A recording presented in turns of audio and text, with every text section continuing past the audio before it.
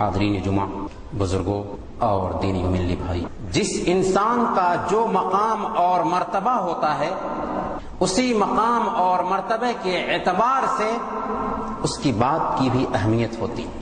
ایک بادشاہ کی بات رعایا کے لیے حکم کا درجہ رکھتی ہے، ایک عالم کی بات کی جو اہمیت ہوتی ہے جاہل کی بات کی نہیں ہوتی، ایک عقل مند کی بات میں جو متانت اور سنجیدگی ہوتی ہے بیوقوف کی بات میں نہیں ہوتی۔ تو فرق مراتب کے اعتبار سے جب انسان کا یہ حال ہے تو اس خالق کائنات کا کیا حال ہوگا، جس کا کلام آج ہمارے بیچ محفوظ طریقے سے موجود ہے، جو فائنل اتھارٹی ہے۔ یہ مسلمانوں کے لیے معجزہ ہے کہ آج اس کی کتاب معجزہ کی شکل میں اس کے بیچ پائی جا رہی ہے۔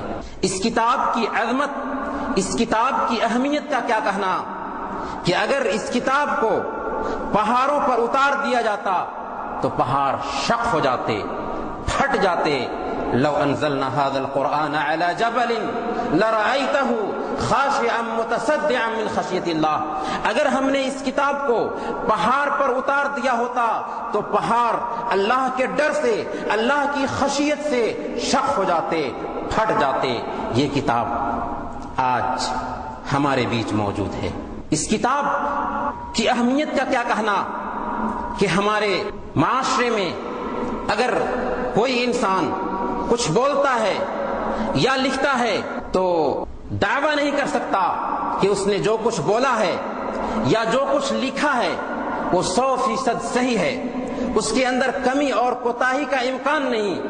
لیکن ہماری یہ کتاب ہے کہ جس کو کھولتے ہیں تو پوری طرح سے ہمیں یقین دلاتی ہے کہ جس کتاب کو تم کھول رہے ہو، جس کتاب سے تم رابطہ اور تعلق قائم کرنے جا رہے ہو، یہ کتاب 100% صحیح ہے۔ ذالک الکتاب لا ریب فیہ، یہ ایسی کتاب ہے جس کے اندر شک و شبہ کی گنجائش ہی نہیں۔ یہ وہ کتاب ہے کہ جن و انس کو چیلنج دیتی ہے، قل لئن اجتمعت الانس والجن الا ان یأتوا بمثل هذا القرآن لا یأتون بمثلہ ولو كان بعضهم لبعض ظہیرا۔ آپ فرما دیجئے کہ اگر سارے جن و انس مل کر بھی اس کتاب کے جیسے لانا چاہیں تو قیامت کے دن تک نہیں لا سکتے، اگرچہ سب کے سب ایک دوسرے کے مددگار کیوں نہ بن جائیں۔ جی ہاں، یہ کتاب ہمارے بیچ پائی جا رہی ہے۔ جس کتاب کی عظمت کا کیا کہنا، اس کتاب کے ایک حرف پر 10 نیکیاں ملتی ہیں۔ اس کتاب کی تلاوت سب سے افضل کام ہے۔ ہمارے ہاں اچھائی کا ایک معیار ہوتا ہے، لیکن ہمارے حبیب نے بیان فرمایا خیرکم من تعلم القرآن وعلمہ، تم میں کا بہتر انسان وہ ہے جو قرآن کو سیکھے اور دوسروں کو سکھائے، یہ سب سے بہتر انسان ہے۔ یہ قرآن کل قیامت کے دن ہمارا سفارشی بن کر آئے گا۔ اقرأوا القرآن فإنه يأتي يوم القيامة شفيعا لأصحابه، قرآن کریم کی تلاوت کیا کرو کہ یہ کتاب کل قیامت کے دن اپنے پڑھنے والوں کے لیے سفارشی بن کر آئے گی۔ یہ وہ کتاب ہے کہ کل قیامت کے دن اللہ رب العالمین کے دربار میں ہمارے لیے سفارش کرے گی۔ جی ہاں، یہی وجہ ہے کہ عبد الرحمن السلمی 60 سال تک لگاتار قرآن کریم بچوں کو پڑھاتے رہتے ہیں، اور 60 سال کی مدت گزرنے کے بعد جب ان سے پوچھا جاتا ہے کہ آخر کیا وجہ ہے کہ آپ 60 سال تک بچوں کو قرآن کریم پڑھاتے رہ گئے، تو انہوں نے کہا کہ تم میں کا بہتر انسان وہ ہے جو قرآن کو سیکھے اور سکھائے۔ ھذا الذی اقعدنی مقعدی ھذا، یہی وہ فضائل ہیں جو ہمیں اس بات پہ مجبور کر رہے تھے کہ میں قرآن کریم کو سیکھوں اور سکھاتا رہوں۔ امام ذہبی رحمۃ اللہ علیہ نے لکھا ہے کہ جب ان کی وفات ہوئی تو کچھ لوگوں نے ان کو خواب میں دیکھا، پوچھا اللہ رب العالمین نے آپ کے ساتھ میں کیسا معاملہ کیا؟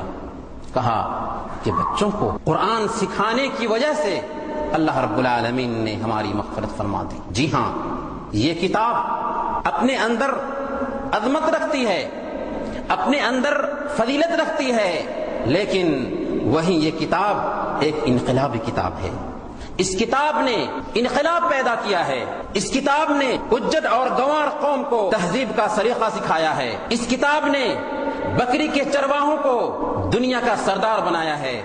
یہ وہ کتاب ہے کہ جب اللہ کے رسول کا کٹر دشمن اللہ کے رسول صلی اللہ علیہ وسلم کو تلاوت کرتے ہوئے سنتا ہے، ان اللہ یأمر بالعدل والاحسان وایتاء ذی القربى وینہی عن الفحشاء والمنکر، تو کہہ اٹھتا ہے واللہ ان لہ لحلاوہ وان علیہ لطلاوہ وان اسفلہ لمورق وان اعلاہ لمثمر وما یقول هذا بشر۔ اللہ کی قسم، اس کے اندر مٹھاس ہے، اس کے اندر تازگی ہے، یہ ایسے درخت کے جیسے ہے جس کا نچلا حصہ نہایت ہی مضبوط اور اوپری حصہ نہایت ہی پھلدار ہے، یہ کسی انسان کا کلام نہیں ہو سکتا۔ یہ وہ کتاب ہے کہ عمر فاروق تلوار لے کر نکلے تھے نہایت ہی غلط ارادہ اور عزم کے ساتھ، لیکن سورہ طٰہٰ کی چند آیتوں کا سننا تھا کہ دل کی دنیا بدل گئی۔ یہ کتاب ہے کہ حبشہ کا بادشاہ اسحمہ جب سورہ مریم کی چند آیتیں سنتا ہے تو آنکھوں سے آنسو جاری ہو جاتے ہیں، بالآخر اسلام قبول کرنے پر بھی مجبور ہوتا ہے۔ یہ وہ کتاب ہے کہ طفیل بن عمر الدوسی قبیلہ دوس کا سردار مکہ آتا ہے، کفار مکہ اس کو اللہ کے نبی صلی اللہ علیہ وسلم کے بارے میں طرح طرح کے خدشات اس کے ذہن میں ڈالتے ہیں، یہاں تک کہ وہ اپنے کان میں روئی ٹھونس لیتا ہے کہ محمد کا جادو مجھ پر نہ چل سکے صلی اللہ علیہ وسلم۔ لیکن جب وہ کعبہ میں آتا ہے، اللہ کے رسول کو ایک کونے میں تلاوت کرتے ہوئے دیکھتا ہے، بالآخر اس سے رہا نہیں جاتا اور کان سے روئی نکالتا ہے،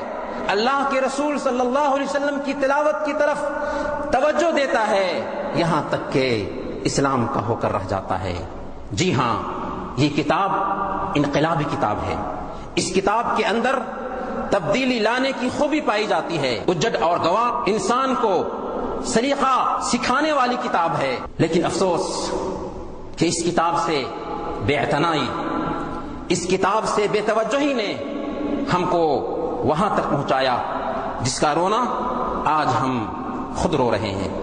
علامہ اقبال کا زمانہ امت مسلمہ کے لیے زوال کا زمانہ تھا، جب وہ امت مسلمہ کے زوال کے اسباب کی کھوج میں پڑتے ہیں تو یہی کہتے ہیں کہ اس قوم کے زوال کی بنیادی وجہ اس کا قرآن سے تعلق کو کاٹ لینا ہے۔ وہ زمانے میں معزز تھے مسلمان ہو کر اور تم خار ہوئے تارک قرآن ہو کر۔ آج افسوس کی بات ہے کہ یہ کلام اللہ رب العالمین کا کلام ہمارے بیچ میں پایا جا رہا ہے، لیکن بہت سارے لوگ اس کلام کو پڑھنا نہیں جانتے، اور جو لوگ پڑھنا جانتے ہیں وہ لوگ تلاوت کے لیے تیار نہیں ہوتے، اور جو لوگ تلاوت کرتے ہیں وہ لوگ تلاوت کا حق ادا نہیں کرتے، قرآن کے میسج پہ غور نہیں کرتے، جس کی وجہ سے آج قرآن وہی قرآن ہے جو ایک انقلابی کتاب تھی، یہ کتاب وہی کتاب ہے جس نے انقلاب پیدا کیا تھا، لیکن آج ہمارے اوپر یہ کتاب اثر نہیں دکھا رہی۔ کمی کہاں ہے، کوتاہی کدھر پائی جا رہی ہے؟ اس سلسلے میں جب ہم غور کرتے ہیں تو پتہ یہ چلتا ہے کہ دراصل ہم نے قرآن کریم کے تعلق سے یہ سمجھا کہ قرآن کریم کی تلاوت کر لینا کافی ہے اور بس، اور ہمارا ذہن قرآن کریم کے ثواب کی طرف مرتکز ہو کر رہ گیا۔ اللہ کے رسول صلی اللہ علیہ وسلم نے بیان فرمایا، من قرأ القرآن فلہ بہ حسنہ، جس نے قرآن کریم کی تلاوت کی اس کو اس کی وجہ سے ایک نیکی ملتی ہے اور ہر نیکی 10 نیکیوں کے برابر ہے۔ گویا کہ قرآن کریم کے ایک حرف کی تلاوت پر 10 نیکیاں ملتی ہیں۔ اللہ کے رسول نے بیان فرمایا، میں یہ نہیں کہتا کہ الف لام میم ایک حرف ہے، بلکہ الف ایک حرف ہے، لام ایک حرف ہے اور میم ایک حرف ہے۔ گویا کہ الف لام میم ہم نے کہا تو ہمیں 30 نیکیاں ملی۔ یہ بشارت اللہ کے نبی صلی اللہ علیہ وسلم کی طرف سے ہے اور یہ حق ہے، لیکن غلط تصور ہمارے معاشرے میں آیا. اس طرح سے ہم نے یہ سمجھا کہ قرآن کریم کی تلاوت کر لینا کافی ہے. یہاں تک کہ ایک دور وہ بھی گزرا کہ قرآن کریم کو سمجھنا علماء کا وظیفہ قرار دیا گیا. علماء ہی قرآن کو سمجھ سکتے ہیں. عام لوگوں کو قرآن نہیں سمجھنا چاہیے, یا عام لوگوں کے لیے ضرورت ہی نہیں ہے کہ وہ قرآن کریم سے تعلق جوڑیں, قرآن کریم کے پیغام کو سمجھنے کی کوشش کریں. لیکن اللہ کروٹ جنت نصیب فرمائیں شاہ ولی اللہ محدث دہلوی کو, جنہوں نے سب سے پہلے قرآن کریم کا فارسی میں ترجمہ کیا. اس کے بعد محدث عبدالعزیز دہلوی رحمۃ اللہ علیہ کا ترجمہ منظر عام پر آیا. اس طرح سے قرآن کریم کے پیغام کو سمجھنے والوں کا قرآن کریم سے تعلق بڑھا. آج بھی بہت سارے لوگ یہ کہتے ہوئے نہیں تھکتے کہ قرآن کریم کے پیغام کو سمجھنا یہ علماء کا کام, یہ عربی جاننے والوں کا کام ہے. عام لوگوں کے بس کا روگ نہیں ہے کہ قرآن کریم کے پیغام کو سمجھے. میرے بھائی, یہ اللہ کا کلام ہے. اللہ رب العالمین نے ہمارے لیے پیغام کی حیثیت سے اتارا ہے. یہ کتاب اصل میں ہماری ہدایت کے لیے اتاری گئی ہے. یہ کتاب خود اپنا تعارف کراتی ہے. کتاب انزلناہ الیک مبارک لیدبروا آیاتہ ولیتذکر اولو الالباب. یہ کتاب ہے جسے ہم نے آپ کے اوپر اتارا ہے. مقصد کیا ہے, کیوں اتارا ہے؟ تاکہ لوگ اس کی آیات پہ غور کریں اور عقل مند لوگ اس سے نصیحت حاصل کریں. یہ قرآن ہے کہ وَلَقَدْ يَسَّرْنَا الْقُرْآنَ لِلذِّكْرِ, ہم نے قرآن کریم کو نصیحت کے لیے بالکل آسان کر دیا ہے. یہ قرآن ہے کہ جس کے اندر نصیحت ہے. إِنَّ فِي ذَلِكَ لَذِكْرَىٰ, اس کے اندر نصیحت ہے, لیکن کس کے لیے؟ جس کے پاس دل ہو اور جو کان لگا کر غور سے سنے. یہ قرآن ہے کہ جس کے اندر ہدایت کا سامان رکھا گیا ہے, لیکن تب کہ ہم اس کے پیغام کو سمجھنے کی کوشش کریں گے. یہ قرآن جس طرح انقلاب لایا تھا آج بھی انقلاب لا سکتا ہے. یہ قرآن جس طرح تبدیلی لایا تھا آج بھی تبدیلی لا سکتا ہے. اور یاد رکھیں, صحابہ کرام کی زندگی میں جو تبدیلی آئی تھی, اللہ والوں کی زندگی میں جو تبدیلی آئی تھی, اس کی بنیادی وجہ ان کا صاحب قرآن ہونا تھا. قرآن کریم کے پیغام کو سمجھنا تھا, قرآن کریم سے لو لگانا تھا. آج اگر ہم اس تبدیلی کو, آج اگر ہم اس اثر کو اپنی زندگی میں دیکھنا چاہتے ہیں تو ہماری بھی ذمہ داری بنتی ہے کہ قرآن کریم سے اپنا تعلق جوڑیں, قرآن کریم سے لو لگائیں, قرآن کریم کے پیغام کو سمجھنے کی کوشش کریں. تو سوال یہ پیدا ہوتا ہے کہ کیسے کیا جائے, کیا کیا جائے؟ اور یہ کتاب انقلاب لانے والی کتاب ہے, تو پھر ہم کیوں نہ اس کتاب سے تعلق جوڑیں, اس کتاب سے اپنا رابطہ استوار کریں اور یہ عہد کریں کہ اس کتاب کے پیغام کو اپنی زندگی میں اتارنے کی کوشش کریں گے. تو آئیے ہم آپ کو بتاتے ہیں وہ کون سا طریقہ اختیار کیا جائے کہ اس کتاب کا پیغام ہماری زندگی میں اتر جائے. اس کے لیے سب سے پہلے دن یا رات کے کسی بھی حصے میں قرآن کریم کی تلاوت کے لیے ایک چارٹ بنائیں, چاہے کچھ بھی ہو جائے, لیکن دن اور رات کے کسی بھی ایک حصے میں قرآن کریم کی تلاوت ضرور ہوگی. دوسرے نمبر پر قرآن کریم کی تلاوت سے پہلے وضو کر لیں, مسواک کر لیں, قبلہ روح ہو کر بیٹھیں. یہ سمجھیں کہ یہ اللہ کا کلام ہے, اللہ سے مناجات کرنے کے لیے ہم بیٹھ رہے ہیں, اللہ کی سے گفتگو کرنے کے لیے ہم بیٹھ رہے ہیں. تلاوت قرآن کے لیے بیٹھیں تو ایسی جگہ کا انتخاب کریں جو بالکل پرسکون ہو, شور و ہنگامہ سے دور ہو. اگر تکان کا احساس ہو رہا ہو, سونے کی خواہش ہو, تو ایسے وقت اللہ کے اس کلام کے سامنے میں نہ بیٹھیں, نہایت پرسکون ہو کر قرآن کریم کے ساتھ بیٹھیں اور تلاوت کرتے وقت تلاوت کا حق ادا کریں. اعوذ باللہ من الشیطان الرجیم, بسم اللہ الرحمن الرحیم کہہ کے تلاوت شروع کریں اور ترتیل کے ساتھ میں قرآن کریم کی تلاوت کریں. ورتل القرآن ترتیلا, قرآن کی ترتیل کے ساتھ میں تلاوت کرو. تلاوت کرتے وقت رونے کی سی صفت بنا لیں, رونے کی سی کوشش کریں, اس لیے کہ یہ اللہ کا کلام ہے. اور اگر ہم اس کتاب کے مفہوم کو نہ سمجھتے ہوں تو ترجمے قرآن کا ضرور سہارا لیں. ہم نے عرض کیا کہ یہ کتاب اصل میں ہماری خاطر ایک پیغام ہے۔ حسن بصری رحمۃ اللہ علیہ بیان کیا کرتے تھے، ان من کان قبلکم رأوا القرآن رسائل من ربهم فكانوا يتدبرونها بالليل ويتفقدونها بالنهار۔ تم سے پہلے جو لوگ گزر چکے ہیں انہوں نے قرآن کریم کے بارے میں سمجھا تھا کہ یہ ان کے رب کی طرف سے آنے والا میسج ہے، ان کے رب کی طرف سے آنے والا پیغام ہے، لہذا وہ راتوں میں اس کی تلاوت کیا کرتے تھے اور دن میں اس کے احکام کے مطابق میں چلا کرتے تھے۔ جی ہاں، قرآن ہمارے لیے اللہ کی طرف سے آنے والا پیغام ہے۔ ہمارے پاس ایک خط آئے جس کی زبان ہم نہ جانتے ہوں، بھیجنے والا ہمارا ہر دل عزیز ہو، اس خط کے ساتھ میں ہمارا معاملہ کیسا ہوگا؟ ظاہر سی بات ہے ایسے انسان کے پاس جائیں گے جو اس زبان کا جاننے والا ہو، تاکہ اس خط کے میسج کو، اس خط کے پیغام کو ہمیں سمجھا دے۔ یہ ہماری کوشش ہوگی، یہ فطری طریقہ ہوگا، تو پھر اللہ رب العالمین کا پیغام، اللہ رب العالمین کا میسج ہمارے بیچ میں پایا جا رہا ہے۔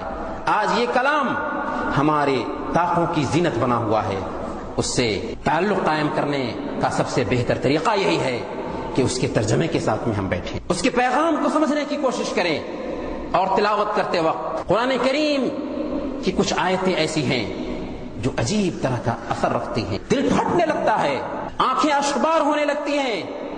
قرآن کریم وہ پیغام رکھتا ہے اپنے اندر۔